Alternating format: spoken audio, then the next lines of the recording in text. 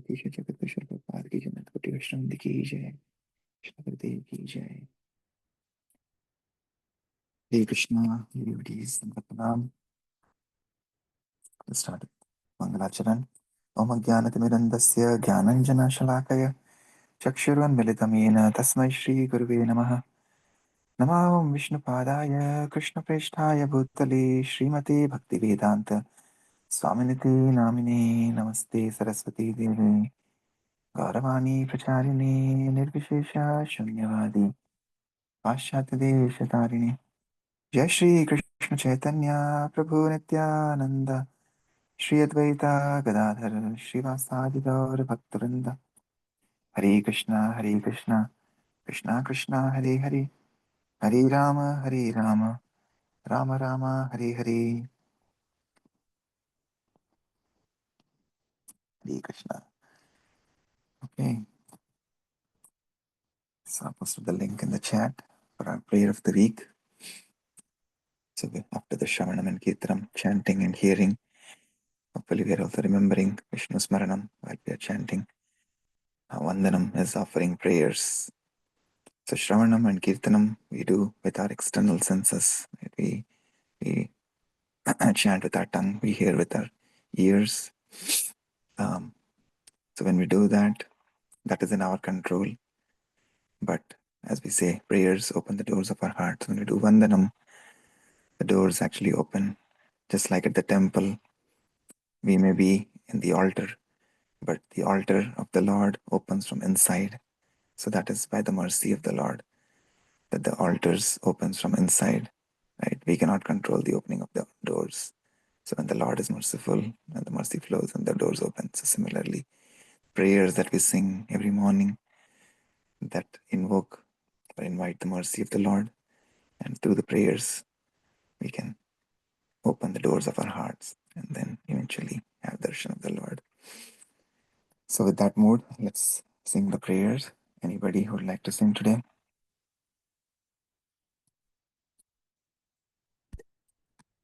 Hare Krishna Prabhu, I can sing.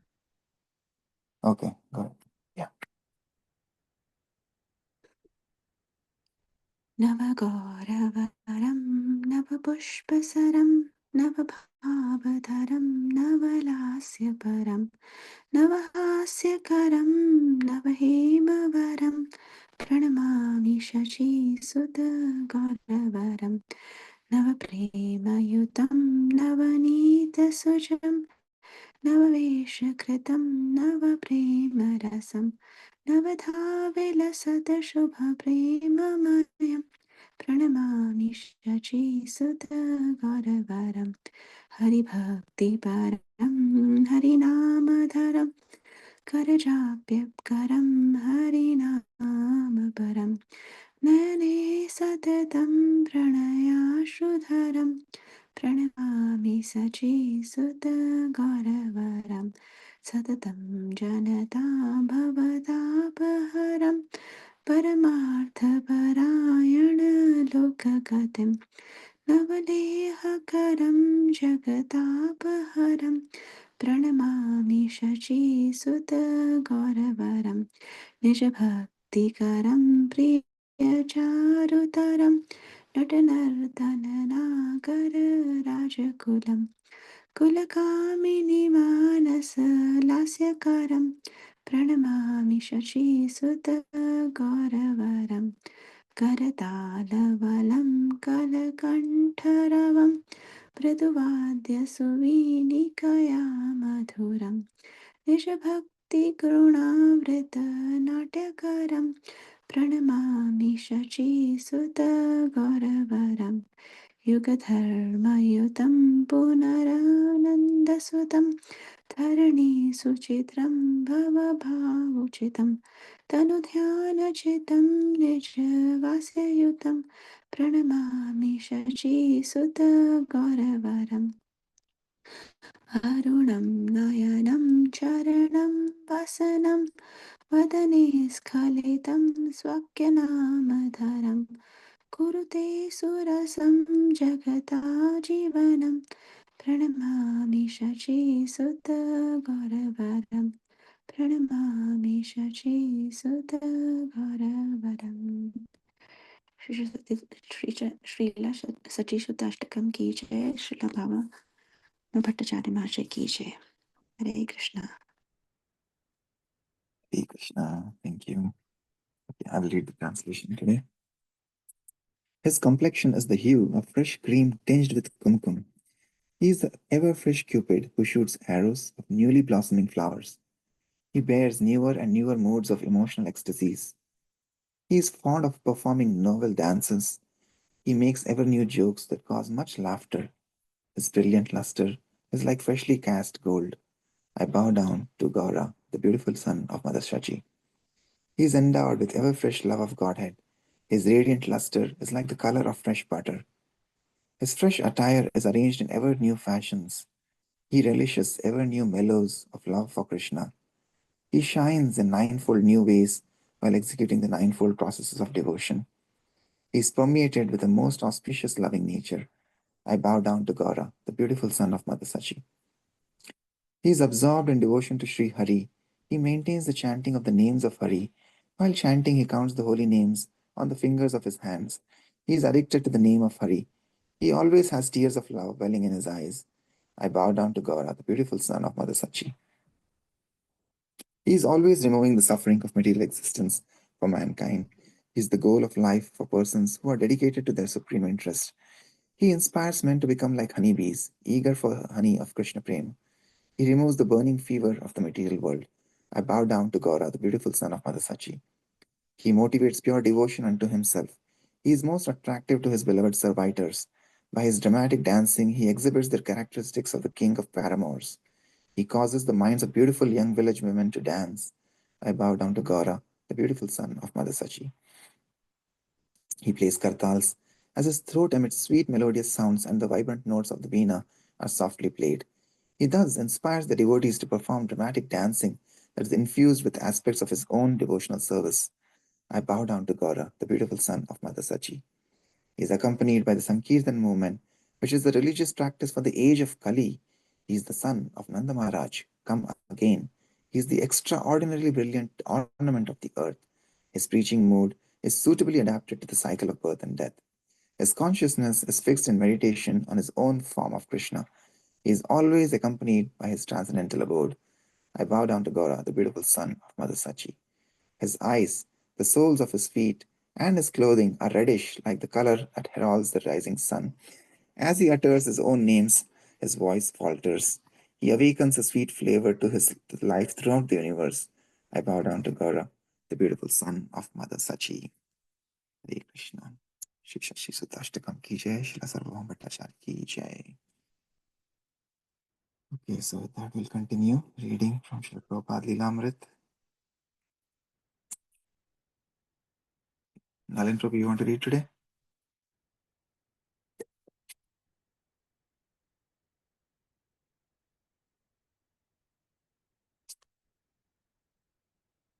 You are on mute, Prabhu. You're speaking.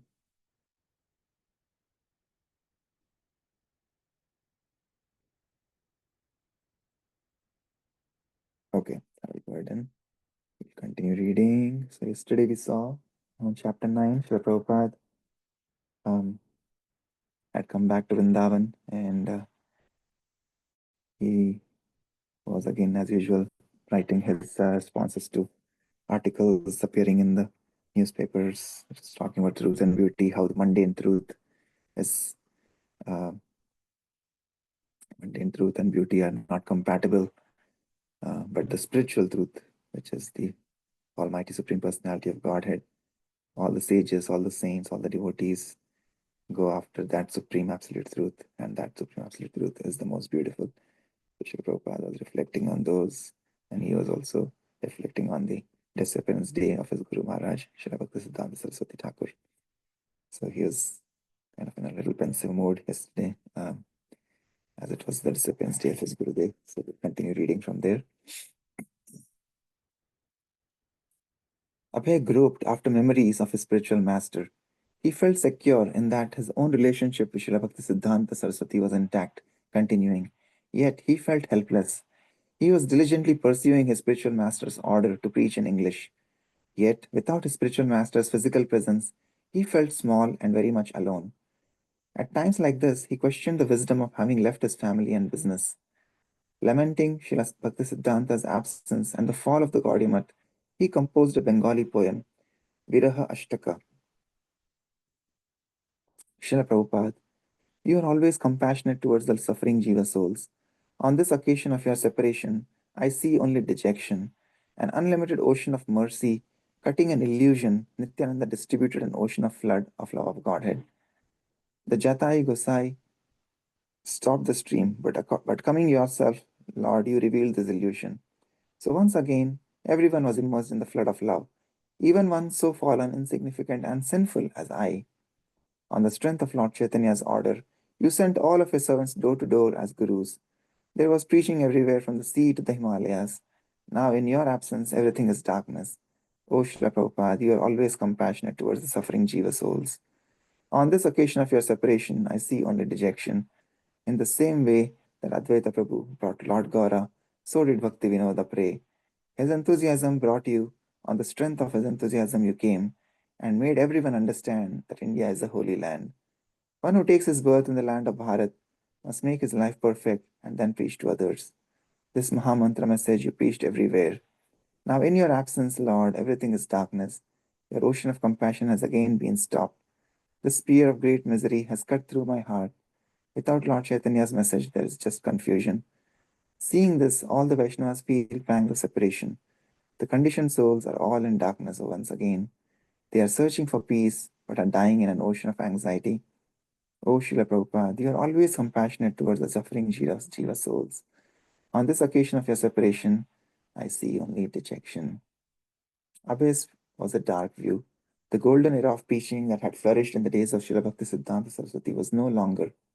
By the influence of Maya, Abhay wrote, now everything is darkness. All devotional instructions have been destroyed. Now everything has been reversed. Meditating on that great personality, possessed of the divine power to save the entire world, Abhay expressed his feelings of weakness and helplessness. Because of those not fixed in devotional service, many branches have spread all over. Your conclusive message did not touch the ear. Where will I get the strength for the Sankirtan movement? How could he, a tiny spiritual child, survive without a spiritual father? Now how could now who could save the world, which was so much more oppressed than ever before? Srila Bhaktisiddhanta had said that a dead man could not preach. Only one with life could preach. As long as Abhay and others could deeply regret the Gaudiya failure, there was still life and still hope. If everyone obtained this right and went out and made disciples, then the suffering souls in the world would be saved. It was useless to cry over what his god brothers had done. Yet, in seeing and resenting it, Abhay found within the pain of what might have been a continuing spark of what might still be. Abhay sent this poem and Vrindavan Bhajan to Keshav Maharaj, who published them in the Gaudiya Patrika. One night, Abhay had a striking dream, the same dream he had had several times before during his days as a householder. Srila Bhakti Siddhanta Saraswati appeared just as Abhay had known him, the tall, scholarly sannyasi, coming directly from the spiritual world, from Krishna's personal entourage. He called to Abhay and indicated that he should follow. Repeatedly he called and motioned. He was asking Abhay to take sannyas. Come, he urged, become a sannyasi. Abhay awoke in a state of wonder. He thought of this instruction as another feature of the original instruction Srila Bhaktisiddhanta Saraswati had given him at their first meeting in Calcutta. The same instruction that his spiritual master had later solidified in a letter, become an English preacher and spread Krishna consciousness throughout the Western world. Sannyas was for that end. Otherwise, why would his spiritual master have asked him to accept it? Abhay reasoned that his spiritual master was saying, now take sannyas and you will actually be able to accomplish this mission. Formerly, the time was not right. Abhay deliberated cautiously. By accepting sannyas, a Vaishnava dedicates his body, mind, and words totally to the service of the Supreme Personality of Godhead, renouncing all other engagements. He was doing that already. Srila Bhaktisiddhanta Saraswati had offered sannyas to his leading disciples so that they could continue his mission. They hadn't done it. Preaching in the West had proved perilous even for the Gaudiya Math's most recognized sannyasis. How could he, a mere householder, presume he could succeed where the others had failed? He was hesitant. The helpless, incapable feeling he had expressed in his Viraha Ashtaka was there, but now his spiritual master was beckoning him over all other considerations, even over natural humility. Now, although he was elderly and alone, the desire to preach, just as his spiritual master had preached, remained within him. A fierce, a fierce, though sometimes quietly expressed determination. The Vedic standard and the example set by the previous acharyas was that if one wanted to lead a preaching movement, sannyasa was required. Srila Bhakti Siddhanta had taken sannyas to facilitate his missionary work. Lord Chaitanya had taken sannyas to further the Sankirtan movement. Of course, Lord Chaitanya was the Supreme Personality of Godhead, but when his young students had been disrespectful towards him, treating him as an ordinary man, he had taken sannyas. Because the sannyas is automatically respected, Lord Chaitanya's acceptance of sannyas was a calculated tactic. As soon as he began traveling throughout India as a sannyasi, he immediately attracted thousands of followers to the Sankirtan movement. Knowing that many cheaters would accept the saffron dress and abuse the respect given to sannyasis, Lord Chaitanya had advised against accepting sannyas in the age of Kali. He knew that cheaters in the guise of sadhus would act immorally, accumulate funds for their own sense gratification, and make many followers simply to enhance their own prestige. Posing as swamis, they would cheat the public because the people in Kali Yuga are unable to follow the rules and regulations of sannyas. Lord Chaitanya had recommended that they simply chant Hare Krishna. However, if a person would actually follow the rules, and especially if he had to spread the Sankirtan movement, sannyas was necessary. Abhay first had to approach one of his god brothers for permission. He decided to turn to Bhaktivilas Tirtha Maharaj, formerly Kunjavihari, the leader of the Chaitanya Math in Calcutta. Abhay still thought of the Chaitanya Math as the headquarters of his spiritual master's mission. During the heated legal dispute, the Chaitanya Math had been the most prized acquisition, and since 1948, it had been under the legal ownership of the Bhaktivilas Tirtha Maharaj. Now, although each sannyasi had his own place or places, Chaitanya Math and the Bhaktivilas Tirtha Maharaj legally represented the Gaudiya entity. Abhay felt that if he were to take sannyas and go to preach in America, he should give the Chaitanya Math the first opportunity to support his work. In April 1959, Abhay wrote to the Tirtha Maharaj inquiring about sannyas and the Chaitanya Math's printing some of his manuscripts. And since no one was going abroad, he volunteered to do so on behalf of the Chaitanya Math. Bhaktivilas Tirtha Maharaj replied that Abhay should first join the Chaitanya Math. He mentioned the strife that still lingered. Those who are acting against Chaitanya Math, they are motivated by their individual ambitions. Anyone who was against the Chaitanya Math, he said, was acting illogically and against the instructions of Bhakti Siddhanta Saraswati. So, according to Tirtha Maharaj, the thing for Abhay to do, the thing he had neglected to do for so many years, was to join the Chaitanya Math and act under his direction. Tirtha Maharaj mentioned several members of the Chaitanya Math who had recently accepted the sannyas order, and he said that Abhay could also become one in time. He invited Abhay to come reside at the Chaitanya Math. The houses that we have, there are rooms that are airy and well lit. We will treat you exclusively. There won't be any difficulty. We will take care that no inconveniences are caused. But as for printing books, we are eagerly awaiting to print the books like Sat Sandarbha Vedanta, based on devotional service, and many other rare books by the Goswamis. First, we will print them. Books written by you will be checked by the editorial staff, and if the funds can be raised, then they can be printed according to priority. The books will be printed only if they are favorable for the service of the Chaitanya Math. Therefore, if the fund is raised, then there is a plan to go abroad as well. Abhay was not encouraged. The main difficulty he felt was the Chaitanya Math's shortage of funds. Srila Prabhupada. I was working with my broken typewriter. I went to our Tirtha Maharaj. You give me a room and print my books. Give me some money. I will join you. I had thought. This is Guru Maharaj's instruction. He did not say no, but the printing of books was a difficult task for him. He had no money. He was hardly collecting for maintaining. Printing of books is a big job, and there is no guarantee of sale. Without printing books and going to the West, sannyasa did not have any meaning for Abhay. And who knew when Tirtha Maharaj would sanction his taking sannyas? There was no point in going to Calcutta just to reside in an airy, well lit room that he had already in Vrindavan. Abhay wrote back to Tirtha Maharaj, mentioning his direct order from Srila Bhakti Siddhanta Saraswati to preach to the Indian English speaking people. He wanted to go to the West right away, and he had thought that Chaitanya Math would become his offer. Both Abhay and Tirtha Maharaj had their responsibilities, but perhaps they could work together to carry out the desire of the spiritual master. Abhay asked Tirtha Maharaj to reconsider. On May 7, 1959, Bhakti Vilas Tirtha Maharaj wrote back, "My suggestion is don't make any hasty decisions. For the time being, you stay with us and engage yourself in the service of the society and then accept Tridanda Sannyas. The purpose of accepting Tridanda is to serve the society. If that is your service desire, if that is your desire, then Sri Chaitanya Math will decide about your going to America to preach and make all the arrangements. It can never be the principle of the society to let one act according to his individual attempt or desire. The society will decide after consulting with the heads what is to be done by whom. This is what I want to say. First of all, it is necessary to identify oneself with the society. In order to preach in America or in other foreign countries, it is important to have a dignified organization in the background. And secondly, it is necessary to establish oneself in India before going to preach in the foreign countries. Now, it is that there are there are no conferences or meetings in the West as before. Communication is done through the media of television. Abhay could understand the needs and priorities of the Chaitanya Math, but he could not allow them to overrule what he considered the highest mandate, preaching as Srila Bhaktisiddhanta Saraswati had ordered. Abhay had offered his services to the leaders of the Chaitanya Math, thinking they might also see this way. He thought that with the world's crying need for Krishna consciousness staring them in the face, they might see that this Abhay Babu was convinced and enthusiastic, and so should be sent right away with whatever he required. But they had other priorities. Abhay next turned to Keshav Maharaj in Mathura, and Keshav Maharaj told Abhay to take sannyas immediately.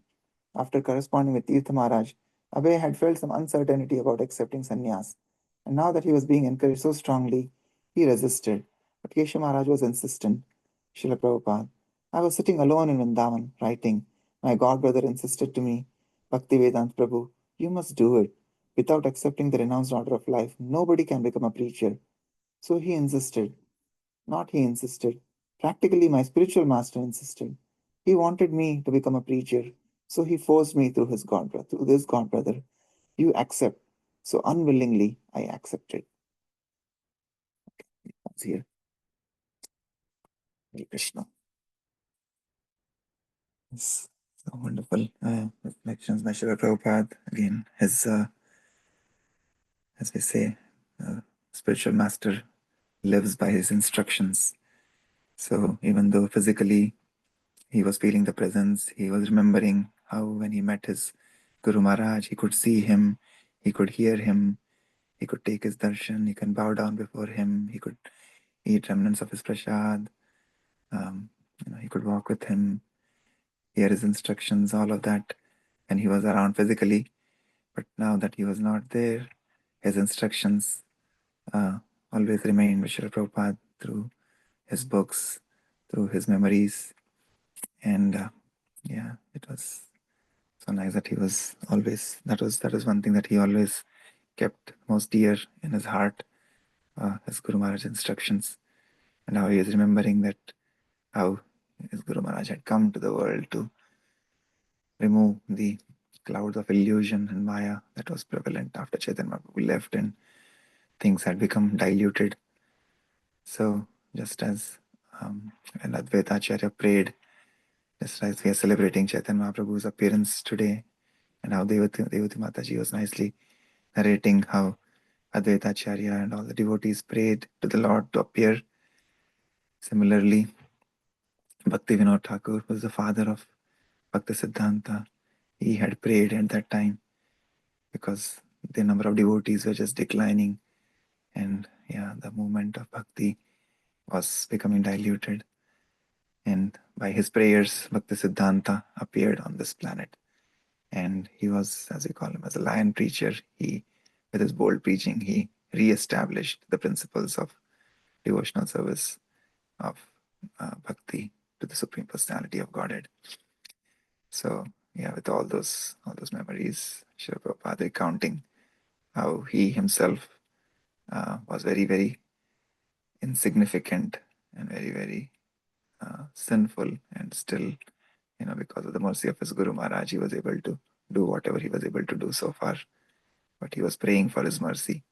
So that is the new mode of humility that pure devotees always have. They never consider themselves bigger than a guru. Once we start considering ourselves bigger than our guru, then the fall down starts. So no matter how much advancement we make, the duty of a shishya, disciple, is always to remain subservient to the guru. And with that mode of humility, when you pray, then the mercy descends. So nice reflections from the reading today, and how he was reaching out to his god brothers, senior spiritual god brothers, sannyasis, for instructions. But at the same time, again, he was being guided by his Guru Maharaj from within. We see multiple times now that his Guru Maharaj had come in his dreams, and he has asked him to now take sannyas, now that he's anyway kind of following those guidelines of sannyasi already, being alone in Vrindavan, living very frugally, eating very little, but going on writing his manuscripts, translating, responding to the world views in newspapers. So he was already following the principles of sannyas. So now his Guru Maharaj was guiding him from within his heart to, to officially take up sannyas. Okay, any other thoughts or reflections?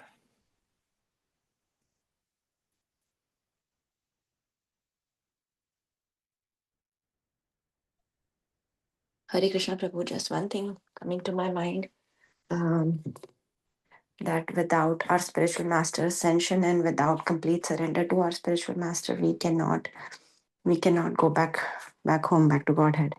So the importance the importance of a spiritual master in a devotee's life is like the water for to live in general for a person. It's like so crucial. Another thing, some comparison which was coming in my mind was when Madhavendra Puri was about to leave his body. He had Ramchandra Puri as a disciple who was who was like trying to teach his spiritual master, trying to um, tell his spiritual master what to do and what not to do. And as a result of what he got was he was abandoned by his spiritual master, and then he became a blasphemer of all the devotees. Versus Ishwar Puri, who was another disciple of Madhavendra Puri, he just surrendered to his spiritual master, complete surrender. And we know Ishwar Puri is a spiritual master of Lord Chaitanya Mahaprabhu. So it's like the Guru is everything for us, and how much we can do to our Guru is still less. That is the mercy of Guru and Srila Prabhupada and all the acharyas in our lives. Those were the things which were coming to my mind, Prabhu. Just wanted to share that. Hare Krishna. Hare Krishna. Yes, thank you for sharing. Very nice connection with that. Yeah, and similarly we see and Bhakti Siddhanta Saraswati, Srila Prabhupada's Guru Maharaj also was leaving his body, how his other disciples, so-called disciples, were fighting, quarreling, arguing already on who will claim the proprietorship of his body and where his samadhi will be, etc. But externally, they claim to be disciples and following the principles of sadhana bhakti, but internally, they were actually somebody who were not even following the four regulative principles. And so, yeah, so that is always there. But yeah, thank you for sharing that nice reflection. Okay. Nalan Prabhu, hope you feel better. I saw your message. You're having a little cold. So hopefully you feel better until soon, and then we'll see you in the evening. Okay, so with that, we'll conclude Vaishnava Pranam prayers. Vanchakalpatarubhyascha kripa sindhubhya eva cha patitanam pavanebhyo Vaishnavebhyo namo namaha. Ananta Koti Vaishnavanda ki jai. Jagat Guru Shara Prabhupada ki jai. Nitai Gaur Primanande Hari Hari Bo. Hare Krishna. Thank you. Hare Krishna.